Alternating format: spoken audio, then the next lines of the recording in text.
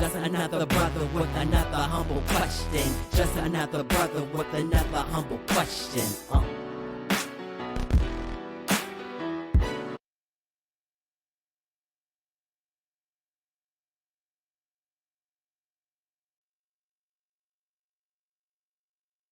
Welcome to another episode of Brotherhood Questions. I am your host, B. Period.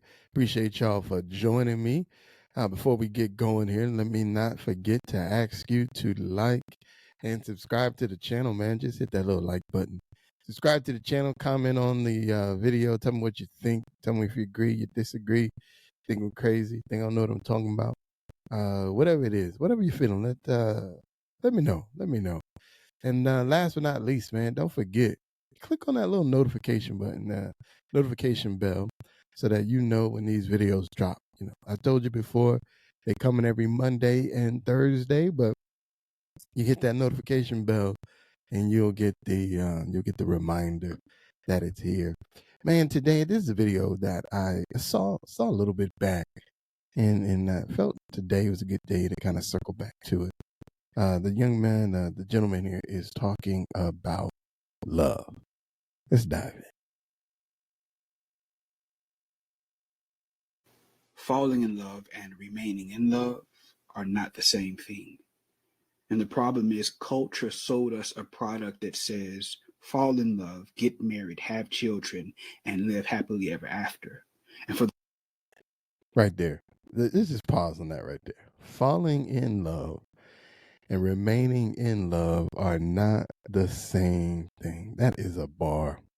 That's a bar that I think so many people don't realize it isn't. You know, I don't think the world understands that those are two different things. Because I think, you know, my honest opinion is I think you can fall in love with, to be honest, I think you can fall in love with more than one person.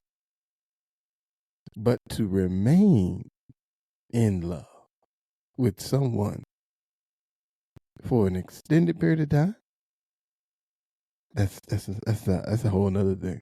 That's a whole nother thing. Let's keep going. And for the rest of us, the reality is after you fall in love and after you get married and the honeymoon is over and everyone has gone home, now we look at ourselves in the mirror. We don't know how to stay in love because for the most part, falling in love is voluntary, but remaining in love is a decision. Whew. Another bar.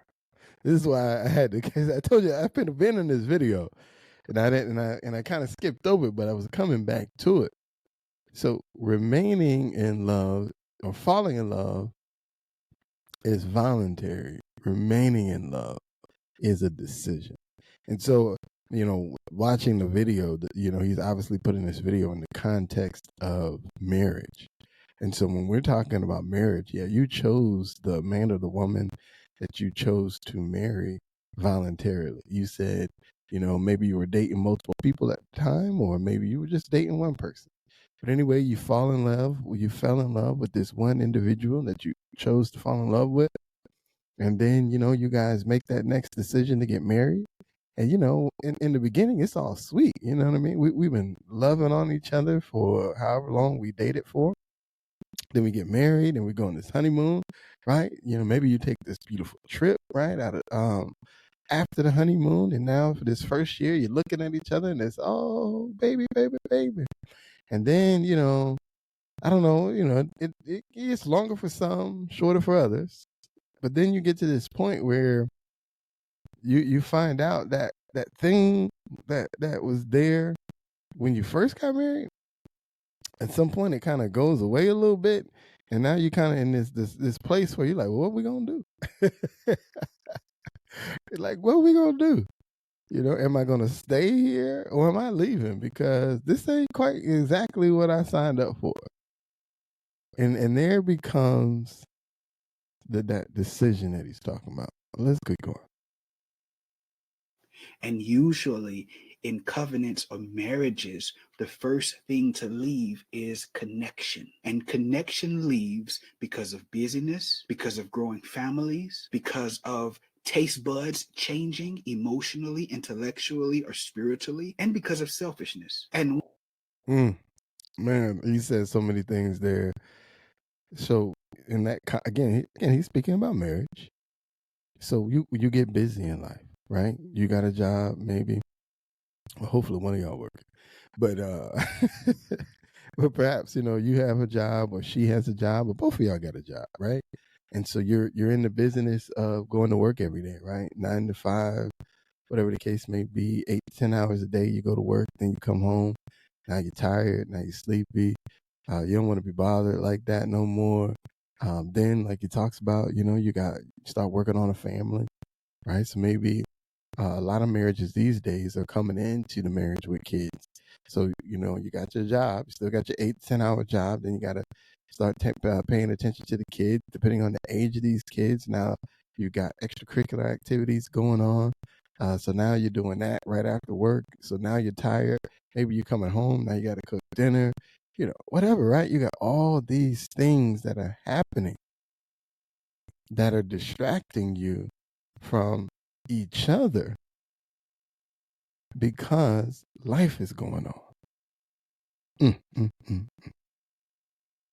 When connection leaves, commitment follows right after it. But what if someone taught us? What if our peers and our elders taught us that in order to remain in love, you have to first make a decision. You have to choose love. You have to choose your partner every single day. You have to choose effort. You have to choose kindness. You have to choose empathy. You have to choose to remain there and continue to work and continue to be connected with your partner. Because when connection leaves, commitment follows.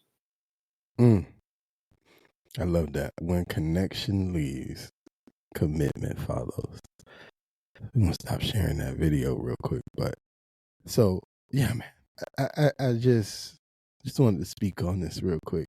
When we look at the internet today, that's what I'm gonna talk. I'm talking about the internet. When we look at the internet today, we've got we got the spread pill community out here. We've got countless men and women who are speaking on relationships and what they want in a relationship, what they shouldn't want in a relationship, why you don't deserve that in a relationship, why you do deserve that in a relationship. All these different perspectives. And the few voices, there seems to be fewer voices doing what this man is doing, talking about marriage. Because a lot of the people who are commenting, while some of the advice is good and some of the advice is, it is what it is. A lot of the people that seem to have the voice aren't married, which is strange to me. Why are some of the biggest people offering advice about relationships not married? And then the married people who are speaking on it seem to have much less of a platform. Make it make sense. But one of the things that I do think that single people don't know, and I think part of that is because of the generation that we're in. I mean, we're talking about, this is the generation that, generally speaking, if you look at the statistics, a larger percentage of people being raised in single family homes, right? If you're talking about the Black community, they say upwards of almost 70%. Even in the white community, I believe that number's in the 50 to 60%. So, larger number of people being raised in single parent homes. And so as a result, they're not seeing what it is to be married. And so as a result, they're either, one, not desiring for it, or two, they're creating these, what I'll call fantasies about what it is and what it should be. But I love this conversation because it speaks to reality. The reality is, the reason why you see someone put 40 years in marriage, it's not because it was all beautiful. It's not because the roses were there. It's because they have made a decision. They've chosen to be kind in the moment where you needed to be kind. They've chosen to show empathy to their partner in the moment where their partner needed empathy. They've chosen to love their partner in spite of where they are at in life. I heard someone say when you marry somebody, you actually are marrying or meeting a new version of them every 5 to 10 years.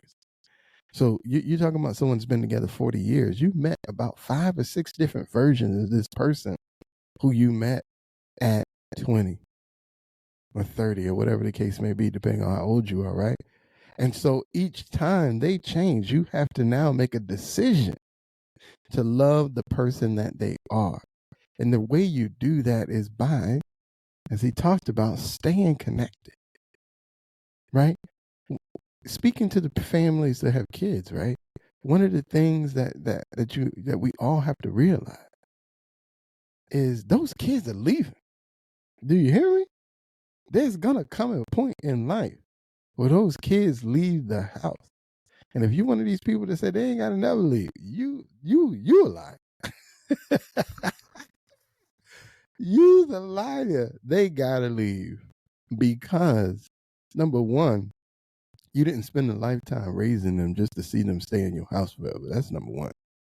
But number two, you need them to leave so that the two of y'all can get back being the people who you were before they got there.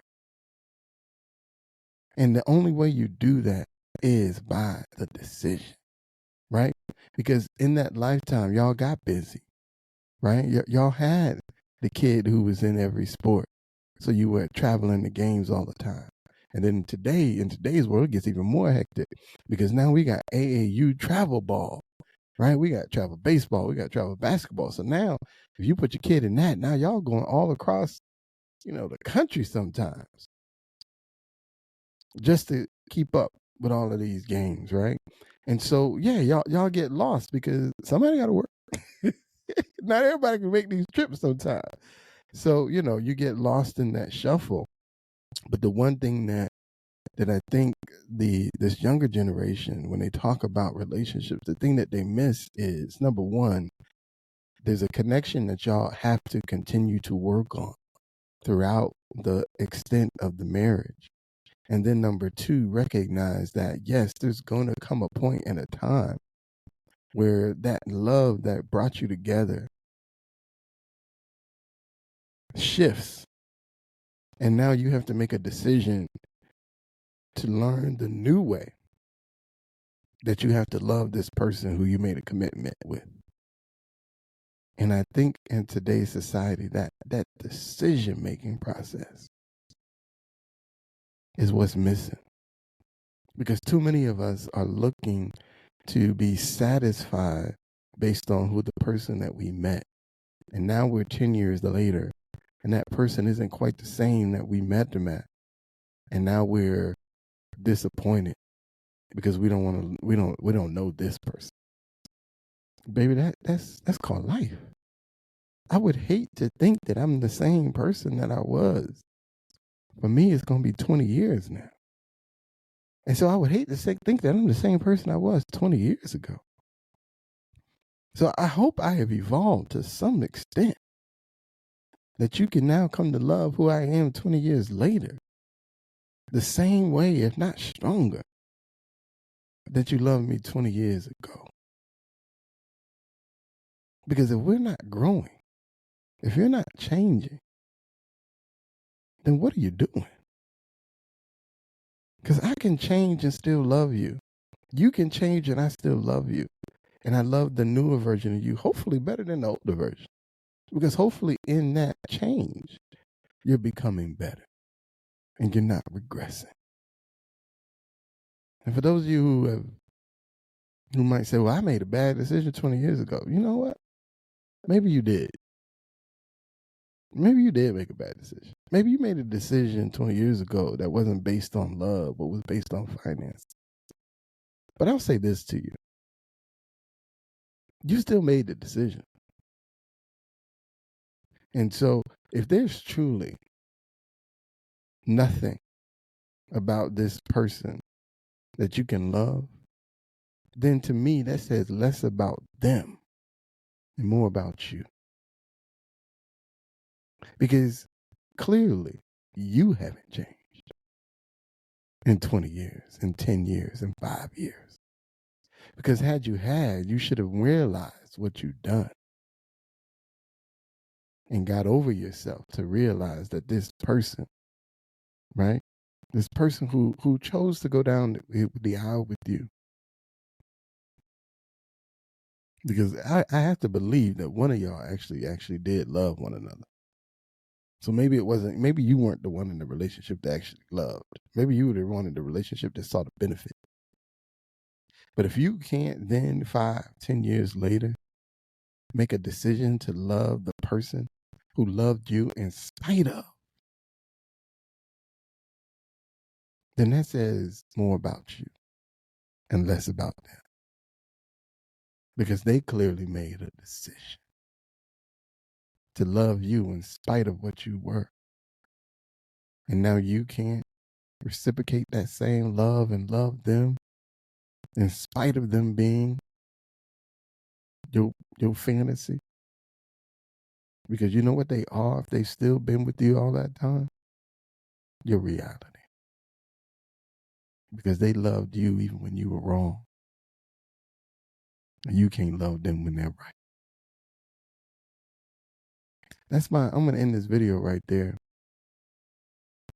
But we got to get over this idea that the fantasy will exist for 40 years. Because the truth is, it's the decision that exists for 40 years. Every day I wake up, I'm choosing you and not somebody else. Every day I wake up, I'm choosing to be kind to you and not somebody else. I'm choosing to show empathy when needed to you and not somebody else. Every day I'm choosing to love you and not somebody else. And I'm good with my decisions. And on that note, I'm B. Period, and I'm out.